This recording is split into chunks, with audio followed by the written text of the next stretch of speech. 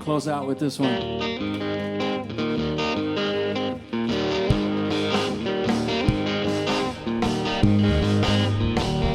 I can't stand to see you sad. I can't bear to hear you cry. But if you can't tell me what you need, all I can do is wonder why. Someday, someway, someday, someway, now, someday, someway, maybe I'll understand you. Well, after all you've done for me, all I really want to do is take the love you brought my way. Gotta give it all back to you. Someday, someway, someday, someway. Hear what I say? Someday, someway. Oh, hey there. Hey, Nice seeing you. this is the appointed time, right? Yeah, I know it took a little while, but that's part of doing this type of thing. Sometimes it just takes time, but it's always worth it. But now it is time. Exactly, time. Yeah, great. Wait, so first off, thank you.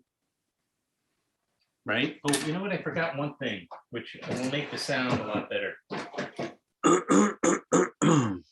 Get in. Hold on. I have, and I want to go back up. I'm sorry.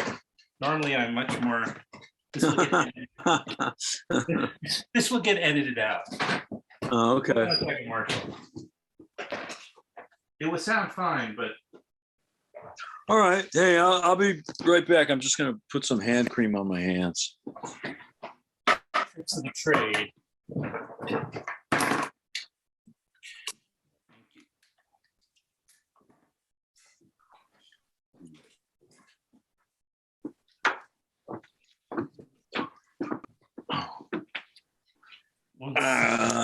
Okay, hold on. 1 second. I just moved everything around in this this room because I have a window behind me now, which is so much nicer. And there's a tree right outside my window, and I'm just waiting to see a bud or two. But it's going to be I think a few more weeks, don't you think? Well, today is just such a god awful day. You know, nature. Probably the buds don't know what to do today. I have a feeling that we're neighbors, but maybe I'm completely wrong. Well, where do you live? I live kind of the Tivoli Red Hook area. Not kind of. All right. Well, I'm in Rhinebeck. You are in Rhinebeck. Yeah. So we are.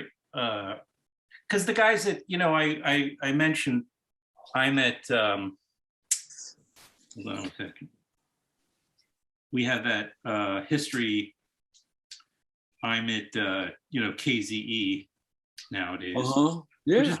Which is kind of a recent thing, Oh. Kind of a recent, I don't know, a job, I guess. And so I've been there only 2 or 3 months. But when I told them that you were going to be on the show, they were like, "Oh, you did a show here," and I'm like, Yeah, that's kind of remarkable."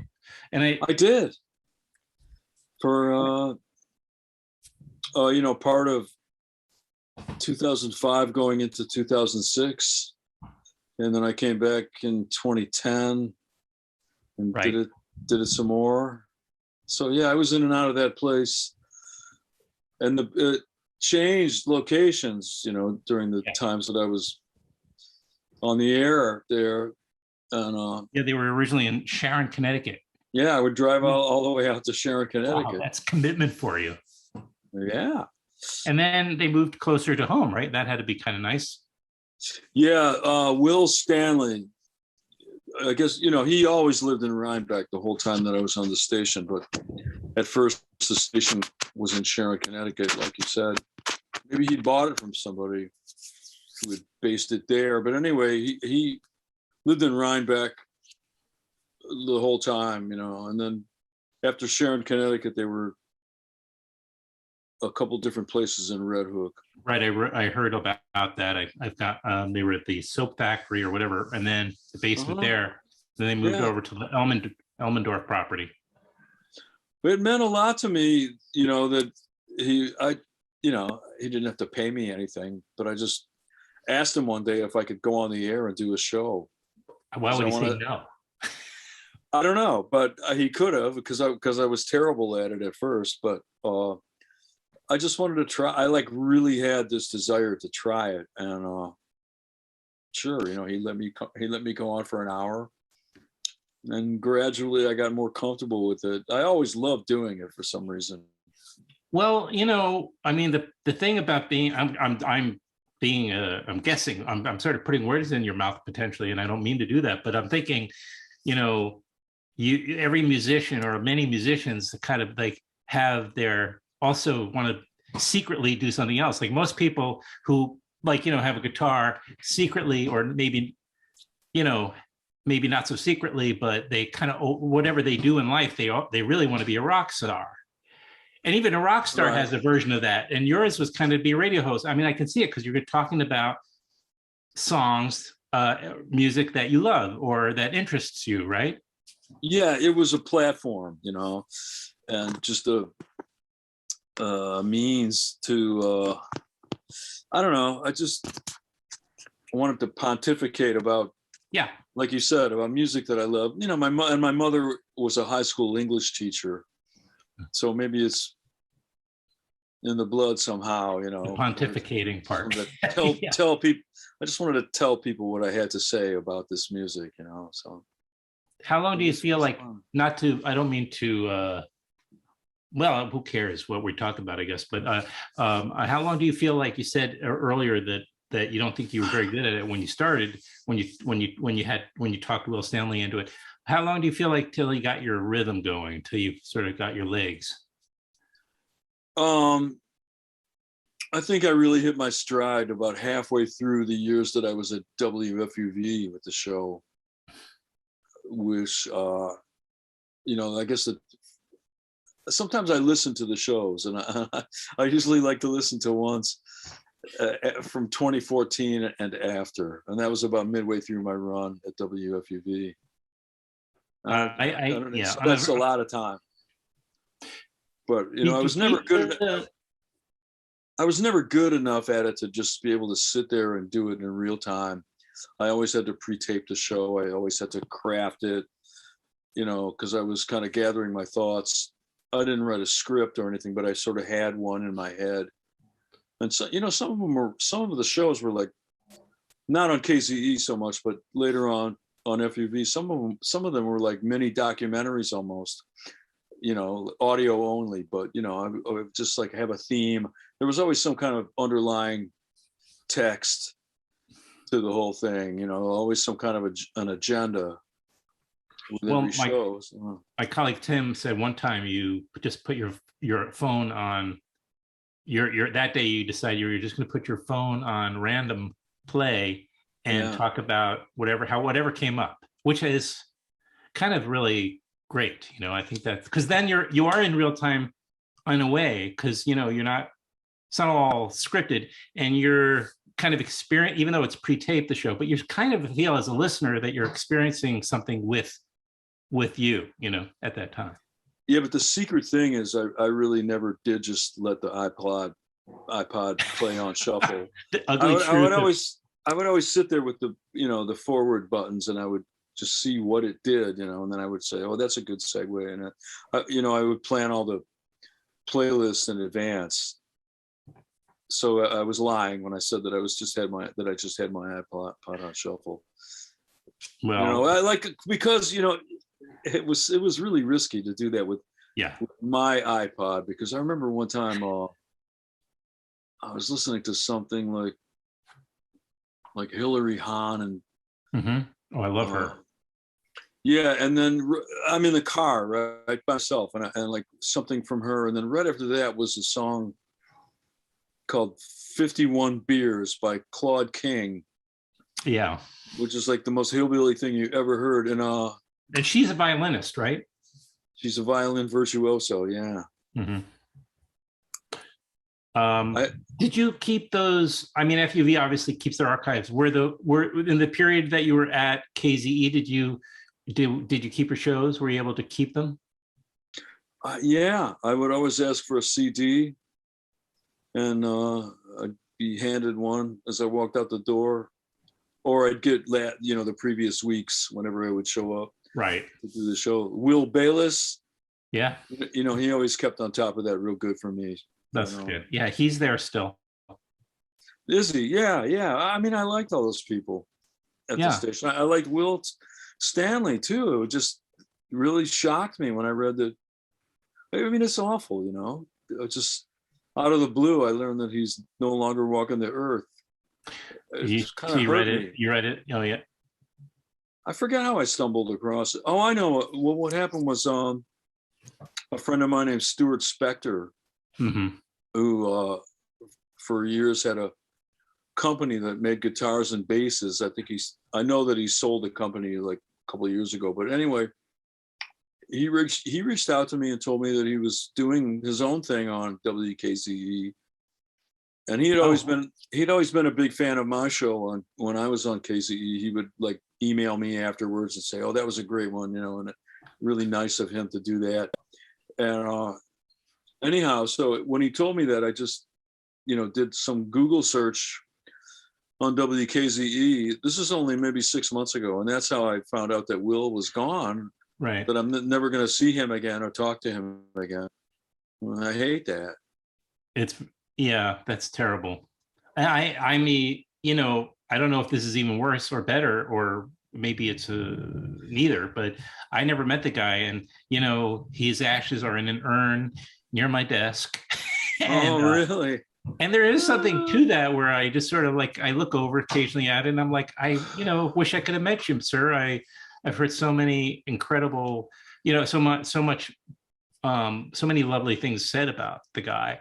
And the people there still, they met. And the beautiful thing is Barb, his wife, she, or widow, I guess, she could have sold the company. Anybody probably with good business sense, I shouldn't say it that way, I guess, but anybody maybe other than her might have sold the company and cashed out, and she said that she wanted to continue Will's vision and, or the audio version of Vision. And, and thank goodness, I think she's got that. It's a really special, station. I mean, it's still it's a rare independent animal, Sounds like other people want to help continue the vision also, if, Will's still there. And right. I don't know who else, but anyway, it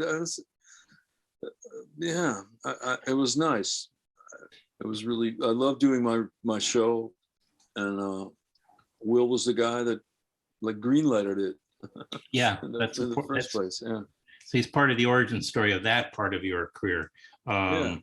And we play by the way, on constant rotation is Will of the Wind. It's nice to hear your voice regularly on the radio when I'm working. Well, thanks. Yeah. Thanks for playing it. That's great. It's I don't know, it's Rick, of course, probably. He's sort of the guy who makes those decisions, but it plays practically every day. Nice. I'll have to start leaving WKZ on.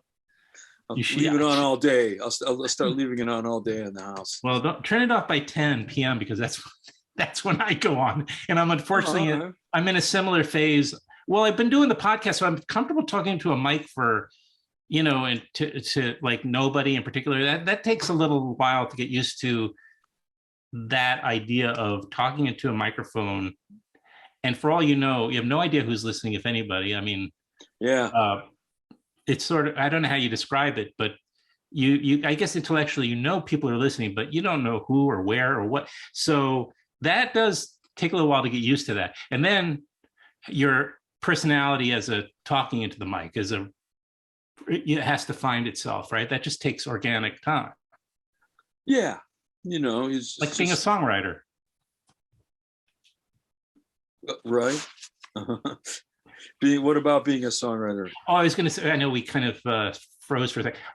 I think that it just takes time when you're a young guy. You were probably still a teenager when you started writing songs, maybe even, I don't know, but you're copying Buddy Holly, you're copying, your heroes, and then eventually you start figuring it out like your original voice. So I was just trying to make an analogy between as maybe a host doing a show. So it just takes a while to find your own voice, no matter what creative process. True. Yeah, I guess I'll concur.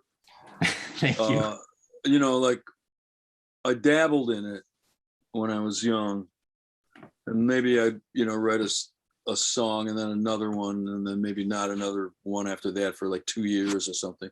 I never really got serious about it until I was in my kind of late 20s, let's say. Really? Yeah, I started to really take a look around me and inward, and just like, well, okay, time to do something with my life. I've been experimenting up till now, but now I got to do something.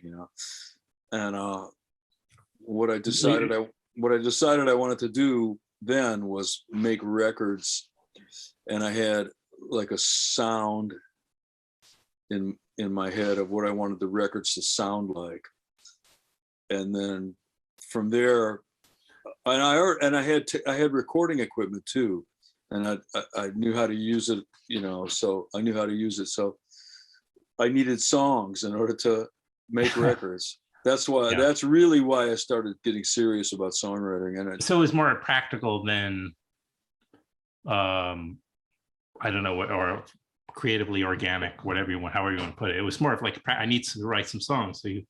Yeah, that's right. And I mean, I was never like a writer by nature, like I kept a journal when I was in high school, and then I looked at it one day after I wasn't in high school anymore, and I just put it in my parents' fireplace and burned it. And I just was not inclined to, songwriters that are like lyric oriented, let's say. I don't know, a lot of songwriters keep notebooks and journals and stuff. Sure. And I never did that. I would document like riffs and beats and song structure ideas and stuff like that. But anyway, that was later on though. But anyhow, it was really the record making thing that drove me to want to write songs. But they had to be like a particular kind of song to just fit this noise that I wanted to make. And it was a sound, that was just based on my own personal taste and how I felt, and like how it was built around my guitar playing, right, and just me. So was lyrics always more, was it torturous? Because you have a really great sense of, well, again, here I go, if I'm not careful, it'll sound like I'm criticizing your lyrics, and I'm not at all. But you have a great sense of, I mean, the melodies are like, I just mentioned Will to Win, for instance. Yeah, it's got such an incredibly strong, and it doesn't sound like anything else. I mean, me, at least it's not a typical melody, but there's something really incredibly catchy and very original about the melody. And I know you write melodies first, because I've heard you talk about that. I can't imagine if somebody's written a small handful of songs by comparison, but I'm wondering if it's really challenging for you to write the lyrics like that. It can be. Like I said, I'm not, like naturally inclined to be a writer, so I have to drag it out of myself. That's all. And then you do collaborate sometimes with that. Sometimes I do, yeah. Yeah. And I like that a lot. That it seems like that's the way to go for me now. If I'm going to write a song, I just kind of don't trust myself anymore to write the words by myself, because I have too many songs where I rhyme the word blues with the word shoes, and I really like to get some input from someone else, and then accuse works, by the way. Just see, we collaborated just now. Accuse rather than blues or shoes, yeah. Or want to take, you can put that in there with it, but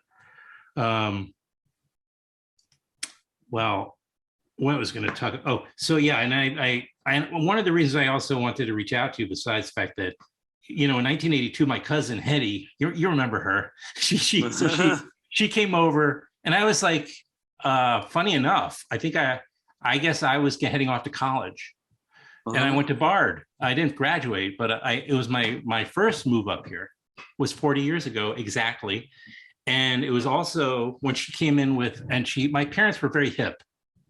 You know, they can't, anybody says that, of course, they're, you know, it's kind of like you can't call yourself hip, but Right. my parents, everybody loved coming over, and my parents were into every, you know, jazz, but they were also into pop, and, you know, and they had a really good eclectic taste. And my cousin would bring occasionally an album that she heard, and she brought, you know, your, I would say, eponymous, self-titled, I mean, That's the word, yeah. yeah, the Eponymous Marshall, debut album. your debut album. And and you know, put it on, and on my record player, vinyl, of course, in 1982. And I just from the start, there it was. It was one of my first contemporary. It just was like petting me in a new direction musically, because it was we were putting a little bit like a departure from Elton John. You know what I'm saying? It was a different vibe completely. Great. I'm glad you liked it. And that was the intention on my part, was to just make a singular kind of sound and approach, you know. I felt like I was onto something, that it was doing something that nobody else was going to exactly do. You know? Yeah. Were you influenced by then, like punk or new wave? Like, yeah, no, you think of those songs and the poppiness, and I'm thinking Ramones a little bit, and I don't know. The things come to mind. Yeah, I really was. Yeah, for sure. I mean, what happened with me was, yeah. No, I missed them. I mean, I saw the name in magazines, but I never heard them. But anyway, what happened with me was, you know, I was always a fan in real time, starting from my childhood in the 50s, going all the way through the 60s. And then something happened around like the turn of the 60s. It was like the racial dynamic in radio and in popular music, it like kind of changed around that time. The FM rock radio changed in the late 60s. Suddenly, a mass audience came in. I remember FM rock radio when it started, and it was, you know, something kind of for the cultists, an alternative to top 40 radio, which I never had any real problem with. But anyway, I listened to WABX in Detroit as a 14, 15-year-old kid. And it seemed to me like the station and the music, it had like an ethos, you know, like it stood for something. And then as the 70s kind of come along, it's like the music just became more like capitalistic, but it still kind of tried to pass itself off as something other than that, which irritated me. Mm-hmm. By 72, 73, FM rock radio had gone through ethnic cleansing completely. And it seemed to me like it had really dumbed itself down. And so I couldn't stand it anymore. And I stopped listening to it. I went back to top 40 radio, which was great. And then along came the, you know, the late 70s, when you had like, I guess, you know, the new wave and punk thing. I just like seized on it immediately. I really liked where they were coming from, and I liked the music. A lot of people making it were my own age and had fallen in love with rock and roll as kids, you know, so there was a lot of like retro futurism happening, people taking sounds and imagery from the 50s and 60s and kind of recycling it, reworking it. And I loved all that. And this week, my wife and I have been watching the Andy Warhol Diaries. And on last night's episode, somebody was talking about the early 80s, what a vibrant, there's just this explosion of creativity around New York and around rock music during that time, and in the arts and everything. And a lot of what was going on then, it was like there was this the element of retrofuturism, stuff being recycled from the. So I just grabbed that right onto all of that, and I really loved it. There was so much going on then that I related to, that I felt that I wanted to connect with. So yes to your question about, and that's where we started too. We started playing on the New York club scene. You know, that's where it all started to happen. We came out of that scene. Right. What were a couple of the clubs? I'm just curious because I grew up in New York. We played like CBGB, and we played this place called Snafu, and we played I forget the names anymore. We played the Peppermint Lounge a lot.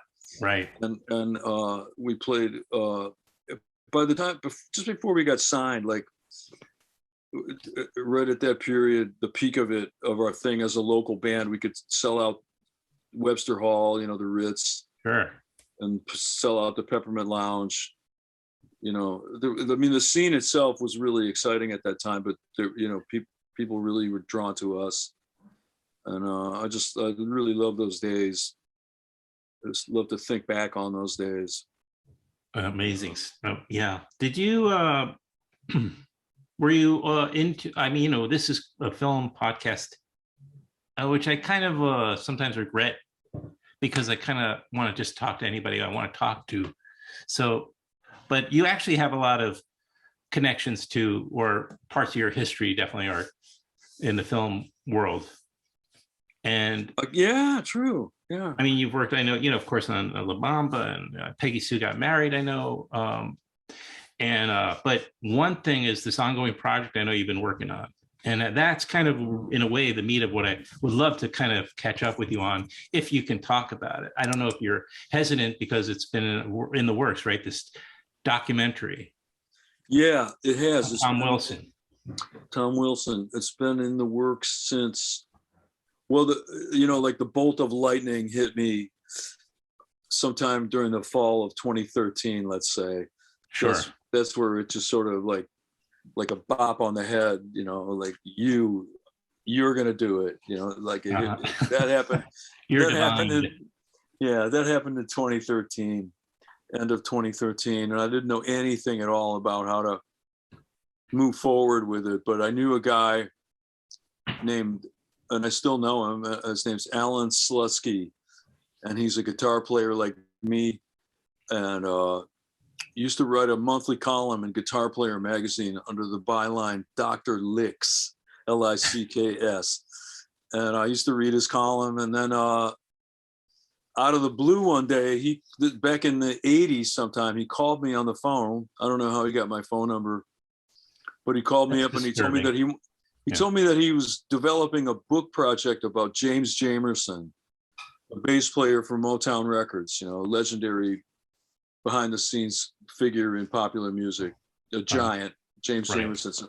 And Alan called me because I had written the obituary. I'd written Jamerson's obituary for Rolling Stone magazine. Oh, okay. Don't ask me why they asked me to do it, but they did, and I did it. And anyway, Alan said, "Well, I'm trying to get this thing off the ground," and I gave him some names and numbers of people to reach out to, and it worked. He was able to get the Jamerson book to happen. Then 10 years later, he calls me again and he says, "Well, I want to make a movie about the Funk Brothers." Right. And I thought, that's crazy. What are you talking about? I didn't say that to him. But anyway, he called me when he had the idea, and he sent me the demo reel and stuff. And then 12 years later, after that, I'm seeing the film at the Woodstock Film Festival. And I loved it. I just was like awestruck by it, like he did it. And so I knew it's on a subject that close to your heart. Right. So yeah. So anyway, when I decided that I wanted to make a film about Tom Wilson, I reached out to Alan. That was the first thing I did, and he was great. He sent me like a document with like 12 bullet points, do's and don'ts. And that was like the very first piece of information I got as to how to do anything, So I don't know, I just kept stepping and moving forward. And now I feel like it's so close, it's like we could finish it this year. It's my intention that we'll finish it this year. I said the same thing at the beginning of 2020, but then all of a sudden, a pandemic. So we lost some time. Most of 2020. You lost the momentum, but but when did you start? Let's say it was 2000? What the year did you say was the year that you saw the Funk Brothers documentary at the Woodstock Film Festival? Was what year? It was roughly? Well, I don't know, but whatever year it came out. These have spoken, by now. Well, let me look. I'm just saying that. Sure, I've talked to hundreds of documentary filmmakers. Oh, you do? Okay. Oh yeah. I've had everybody on here. Think of somebody who's made a documentary. You've talked about the Atomic Cafe. Had all three of those people on. Oh, okay. I love that. I've had Al Maisels. Yeah. Pennebaker. Everybody over the years. Barbara Koppel, regular on the show. I've been incredibly lucky to meet all these people and have relationships sometimes. And because they're just incredible artists and they're unsung many times, many of the times. And but these things, my point is those are famous people. They're most documentary filmmakers are scrappy, people that are getting by on very basic resources, to say the least. So and then even if you have money, it takes sometimes years to make a documentary because you have to often just wait and things take time to happen. So I mean, you're doing one about somebody who's died, which is I guess on some level could be easier, but then again, access to things could be trickier. So right, you got to get rights soon. I'll tell you, it hasn't been easy. I don't know if it would be easier if the guy was alive. Maybe it would, but yeah. but right. The whole anyway, the whole point in the first place was that his story was a forgotten one, which just floored. Like when I wrapped my mind around what his story was and what his legacy was, the fact that he was lost to history, I just thought, this is impossible. There's all these people walking around talking like they know something, and how did they, me included, myself included, I always thought that I, knew a thing or two about popular music history, and I do, but boy, I'm, it's just a huge thing to overlook and to miss, and that's, I'm guilty of it too. Do you think, all of a sudden, anyway. What do you owe that to? Well, I mean, like I'm a liner notes reader.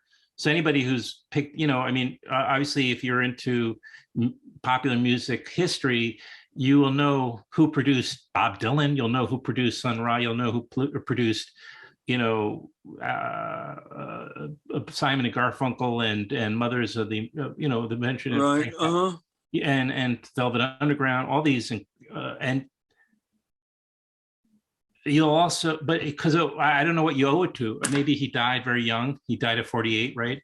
He did, yeah. And he's African American. That could have played into it. I don't know, but why do you suppose one of the most instrumental, pun intended, producers of the era faded into obscurity? I don't know. I just I still can't figure it out. But we have people in the. I don't want to. I don't want to give too much away, right? Okay. We have people who talk about it. All right, fair enough. It's a good teaser. I sometimes think, like interview requests that we've given out to people, and what they say in response is, "Well, I don't really remember him," and I think to myself, that's got to be impossible. What you're saying, you don't really remember him.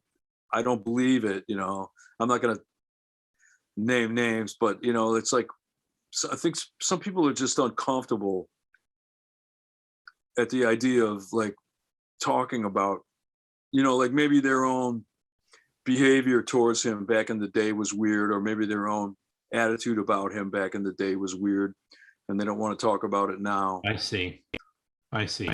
It's puzzling to me when somebody says that, and I know that like this is So you're saying this is somebody who like walked into a room and just your eye, everybody in the room, his presence was like magnetic, right? And his physical presence, he was he was tall and just like huge, real striking figure. right. You're not gonna, if you ever met him, you're not gonna be able to say, "Oh, I don't remember him." I don't believe it. He's somebody who would have made a vivid impression on anybody back in the day. Can you at least name drop one or two people that might be talking about him in your film? Nah, I don't want to do that. I'm Fair sorry. enough. Please bear with me, but I just like. Don't even worry about it. What I will get from, maybe what we'll do is when it comes out later this year, or when maybe next year, because it'll be finished, then you want to get it at the festivals. It's going to take some time to come out, and then but maybe we'll just come back on to talk about it at that time. Then I would be really happy to, honestly. I agree with that. Like I've just had like Zoom calls all day about the movie. Really? And, that's good to hear. Oh yeah, we're plugging away, believe me. That's fantastic news, because you just even regardless, or in spite of the pandemic, a documentary can take that 10, 20 years. Having said that, let's hope this gets done sooner than that. But sometimes it just does take time to make a documentary. Yeah, you're right. I mean, you know what you're talking about. And I read a biography of Nelson George. Oh, sure. Great writer and sometimes filmmaker. And he said that trying to make a movie can be like pushing a boulder uphill while wearing roller skates. That's a great. And that sounds about right. Yeah. Right. Mm-hmm. And you gotta. Yeah, and you're not, you're doing it for an audience. It's not like you're making this to sit on a shelf somewhere. So, there has to be a scale to it, and that takes a huge amount of effort. But I love it, and it's been great, really fulfilling, and I've just really learned so much while doing it. So we'll have to, those out there will have to speculate which artists that worked with Tom Wilson couldn't remember him, and we can speculate based on some of the most famous artists that have ever lived who have worked with him, because he worked with some of the most famous songwriters and musicians that ever lived. But I'll look forward to talk to you about that. Anyway, you're going to be let's just look forward also musically. Just tell me, I know you've been performing also through my little due diligence I did, that you've been, of course, out with the Smithereens. And that's you're getting back on the road with that. That's got to be something you're looking forward to. Yeah, starting in June of last year, I was on stage throughout the back half of the year, either with them or with my own stuff. And then it kind of stopped again at the beginning of this year, which unnerved me a lot. I thought, any sign of a repeat of 2020 is just like, please, I can't take it. I know. And it was, but anyway, within the last couple of months, I've been on stage again, and I have shows of my own coming up in June and July. Are you going to play? Sorry to interrupt. So I'm just hoping that the second half of the year, this year, will be like the second half of last year, because I was really busy. I loved it. And you want to? Sorry, go ahead. I was just going to say, I hope you play locally too, because I will at some point. Yeah. Yeah, we'll be. I'll have some stuff on the East Coast, probably in the fall or something. But I guess we were going to talk. You were going to maybe ask me about the Smithereens. will start by saying that it's great fun, and I really like the guys. You know, we're friends. I've known them forever, since back before day one, but I'm close with them now. You know, on a personal level, like they're really in my life all the time now. So.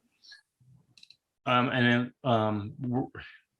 are they based, or they may be at this point 40 years into the game, they maybe have lives spread out, you know, and they come together for like performing, but I was going to wonder where they were based these days, because I know. Oh yeah, well, it is like that actually. Yeah. So you must be psychic or something. But anyway, two of them are in New Jersey. Right, of course, that's where they're. Of course, right. They're in New Jersey. Yeah, they're a New Jersey band. I was watching them on Claire's show with you on, and them. Yeah. Oh, okay. Yeah, two of them, and they have the original bass player Mike Massaros. I was doing all the shows with him, but then the last couple months he's been in the hospital with this and that. So they have another bass player that they use, but he's also in California. So so the two bass players that they use are on the West Coast. But it's like I said, it's a New Jersey band, right, all the way. Famously so, yeah. Yeah, they wear that on their sleeve, right? Yeah, which kind of makes me the odd man out, because you're from Detroit, from the Detroit area. Yeah, that's yeah. right. You know, I'm like. Do you get back there much, or do you consider yourself a New Yorker now? New York has great state. I like it too. I've lived in the Hudson Valley for most of my life now, and I've been on the East Coast since 1978, beginning of 1978. So yeah, I mostly lived in New York City, obviously, before that. Yep. So right. You know, I mean, I grew up in the Midwest and in the Detroit area, but the greater part of my life I've been here. Most, so this is where I am now, and I like it here too. I don't plan on. That's nice. Yeah, me too. I'm not going to uproot myself from here anytime soon, or ever, probably. Good. Well, that increases. Well, if you're driving by up Route 9, stop by. At the station? Yeah, come by and say hello to Will, and I'd love to meet you. But I mean, knowing where you are, and I'm sure one day at some point I'm going to walk into you, because and I'll remind you. At one point you did the podcast, and which was a treat for a personal treat for me to meet some of my musical heroes. And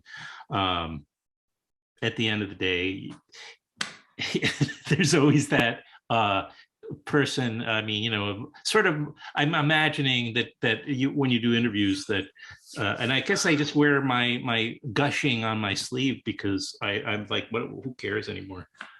We're just yeah. Well, that's cool. Are you there during the day at the station? Yeah.